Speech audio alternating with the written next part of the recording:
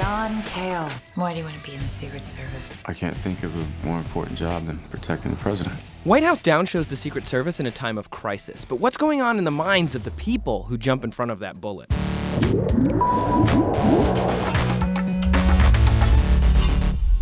Hey people in DNews land, I'm Trace, and we've got here Mickey Nelson, former Assistant Director of the United States Secret Service. He's here thanks to the movie White House Down to talk to us a little bit about the psychology of being a Secret Service agent. What's the history of the Secret Service? Not many people realize this, but going back to Secret Service was actually created in 1865, at that time for the sole reason to suppress counterfeit currency. It was estimated that over half the currency in circulation was counterfeit. But it wasn't actually until 1901, after the assassination of President McKinley, that the Secret Service started protecting presidents. The training for the Secret Service is pretty intense. How long are new agents in training? Well, both new agents and officers, for the better part of the first year and a half, is dedicated entirely to training, and that is the backbone of the Secret Service. So in the movie White House Down, the White House falls to this unseen enemy, at least in the trailer. And I'd like to think that would be kind of tough.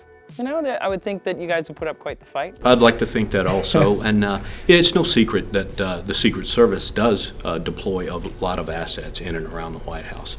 Some are overt, like the uniformed patrols you see out there, the uniformed officers, the canine swips, the fencing, and some are more covert, some that we won't talk about today and that you can't see, but we rely on a combination of both for a layering effect of security. That also involves putting your body in harm's way. So how does that training come about? I use the analogy of it's not unlike training a fireman to run into a burning building.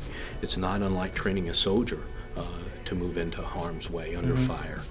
It all goes back, as you said, to the training. That's why the training is so intensive. So is there psychological training, aside from physical training and just reacting in the moment? Is there a psychological preparation for, like emergency personnel or soldiers, for a death in the workplace, essentially? I would say it's both. It is physical and mental training. One without the other is not so good. I refer to it as psychomotor skill training, where both your mind and your body are reacting as one. Like I said, and one without the other is not so good. What kind of a person is drawn to the Secret Service? Got a wide degree of backgrounds. A lot of military that we're lucky to get now. A lot of former law enforcement, attorneys, teachers.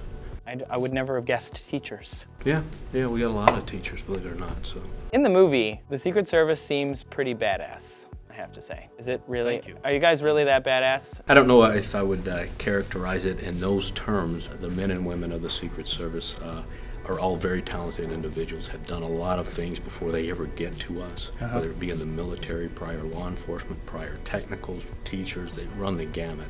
So when you're running alongside the presidential limo, which has a nickname, as I understand. The Beast, I think it's affectionately referred to as. So you guys are running alongside of this limo during parades, and what's that like? The parade limo is probably the most sophisticated vehicle of its kind in the world. I sometimes refer to it as a tank with wheels and windows. It goes everywhere the president goes and allows him to conduct the business of the Oval Office from a moving vehicle. Does it do any kind of James Bond stuff? Is there other missiles behind the headlights? You can tell me. I won't tell anybody. Not that we want to talk about here anyway. Okay. The sunglasses that Secret Service personnel wear, are those standard issue sunglasses? Can we pick up a pair of those, or is that something that it's a personal choice? They are a personal choice, so you could probably pick up a pair anywhere along the way. Why Secret Service agents and officers wear them is to keep the sun out of their eyes when they're outside. Well, thanks a lot for talking to us today, Mickey. It was really nice to meet you. And thanks for watching DNews, everybody. I'm Trace, and this is Mickey Nelson, and we'll see you next time.